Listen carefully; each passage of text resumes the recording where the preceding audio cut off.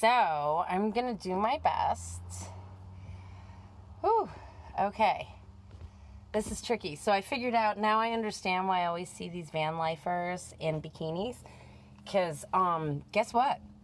It's freaking hot as shit, right? I'm swearing, because it is hot as shit. But I can tell you right now, and it's not even in the 80s. It's 70-something degrees. But, of course, since I'm so used to Connecticut, this is hot to me. So, now I get the bikini top thing, because this is all that's comfortable. And I'm 48, and for those of you who know what women go through at this time, I'm like, Perry is my middle name, right? So, but I will tell you, for those of you who know me, my feet feel fantastic.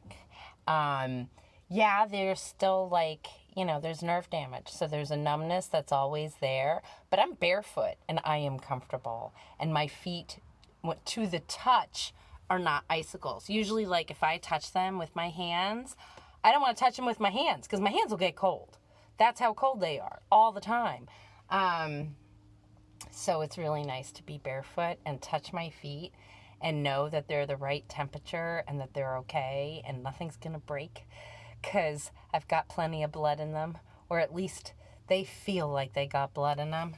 They don't look weird, and my veins are not all purpley, which is a really big sign that my Raynaud's is on the move, and it's not, so it feels fantastic. Yes, I am slouching a lot because the angle on this camera's bad. There we go. I'm trying to get in the shot. But I can sit up straight in my van. I literally just touched the top. I'm getting ready to make myself some lunch. So this is how I prepare to make lunch. I never thought I'd make a video like this. But with this coronavirus thing, I can't really be selling paintings right now, can I? Because no one wants to buy something you've been touching, that intimately. Which I completely understand. I know that I'm 100% healthy, but I don't know if I'm a carrier or not, so I understand people's caution. My friend in Sarasota, who we are going to figure out a way to visit. So he's going to be, instead of my personal tour guide, my virtual tour guide. So he has sent me a list of amazing places to visit once I get to Sarasota. And I'll be revealing those as I visit them, which is going to be kind of fun and cool because it's all hidden treasures for me. I've never been to any of these places. He's just sending me a list, and I am going, which is going to be lots of fun for me. So I still feel fantastic. I have, however, run out of my elderberry, which makes me sad. Because the elderberry always makes me feel good. Although I still have my oregano oil. This is a good reminder for me to do my drops. So,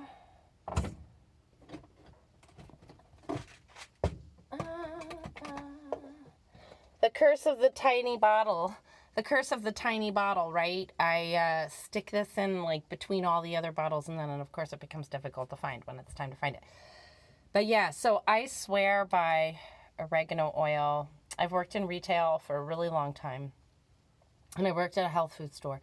Now, I know you have to be careful with oregano oil. You don't want to overdo it. It can affect your liver, definitely. But it is also a fabulous, natural antibiotic. Because I have, I have COPD. Right? I've smoked since I was 9 years old. I had a 5-year break. And I am, part of this journey for me is also quitting smoking. It's a little bit at a time for me. And this is one of the things that has kept me healthy over the last few years. Working in retail, having to deal with germs constantly. So crazy virus or not, I have learned over the years how to protect myself. And this is one of the things that has always made my lungs feel better. So, I'm going to remind myself, do my couple of drops. Don't want to waste it. I know. But you know what? They're my germs. And I will be washing my hands. As I have been doing religiously. And as I've told you before, when I go out, I do wear my latex gloves. So I am protecting myself the best that I can. Because if I get this thing, I am one of those people who will need to be hospitalized. So this is why I'm being so careful. And I think this is why this van life is saving me right now. Because otherwise, I would have been behind a register and probably sick as a dog by now, is my guess. Or I would have been laid off because I was part-time. So there you go, right? I had switched to part-time. And when I did that, I made myself vulnerable to being let go. Yeah, I suppose if I'd hung on to my job a little bit longer, I might have gotten unemployment. But as it is, I've got, I think, $300 to my name. And I don't see anything coming in unless anybody wants to contribute to my PayPal, which I would truly appreciate. Anything, you know, even if it's just a couple bucks, I'll take the couple bucks. I'm going to need it. But I will say this is, you know, right now I'm parked at a place where I can spend the day and the night for free. And that's kind of my goal as I go through this, right? Is I'm finding free places to stay. I have 3/4 of a tank of gas, just over 3/4 of a tank of gas. I have a 35-gallon tank. Brand new gas tank. Thank you, Pete. Because, dude, I'll tell you, the gas mileage did improve in this vehicle. I went 500 miles on a tank of gas. And I'm pretty impressed with that. I am really actually impressed with that. I did not expect to get that kind of mileage out of this vehicle. And I'm guessing that because I did not re-up my trip odometer, whatever it is, on the dash. But I know I made it from, I've been filling up at 3/4. You know, I've been filling up at the quarter, right? Instead of waiting for the light to come on. And I found out how to top off the gas tank because it was stopping it before it was completely full. It would just be over 3/4 of a tank and it would look like it was empty. So I took the time to, you know, kind of edge it out, fill it up. I really topped it off the last time I filled it up. So I know that I know that 3/4 of a tank is going to suffice for me for quite some time. I am going to spend the day here today and the night and tomorrow morning.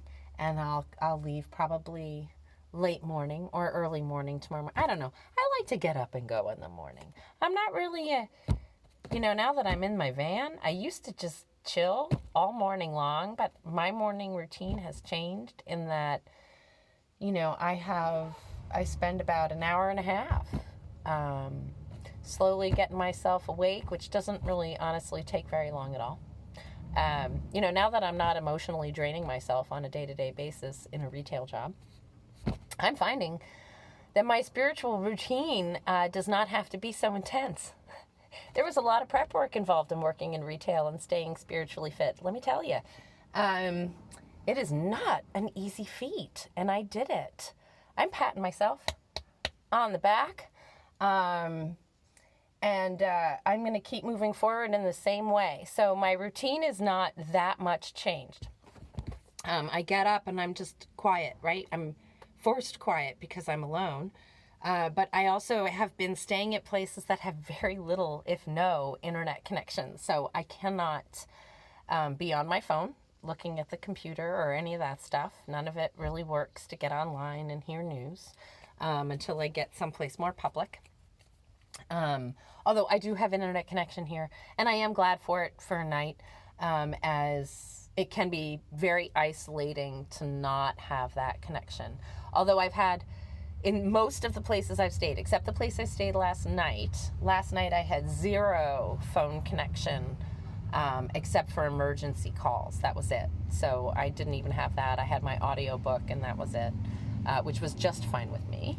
I'm enjoying the series that I am listening to by Elena Ferrante. If you do not know this author, she has, since everybody's got time on their hands now, right? So download your audiobook or your Kindle or however it is you like to do books, right? This book is fantastic. I love it. It is there's 4 books in the series. The books are long. I mean, they are 40 some odd hours long to listen to. So it's prolonged entertainment. I've kind of slowed her down a little bit, so I play her at a slightly slower speed, which for me, I'm an audible learner, plus I am dyslexic and I'm audiographic, and so sometimes the slower the better for me. I will be able to absorb it better. And the woman reading the book is fabulous. She's fantastic, so I'm really enjoying it.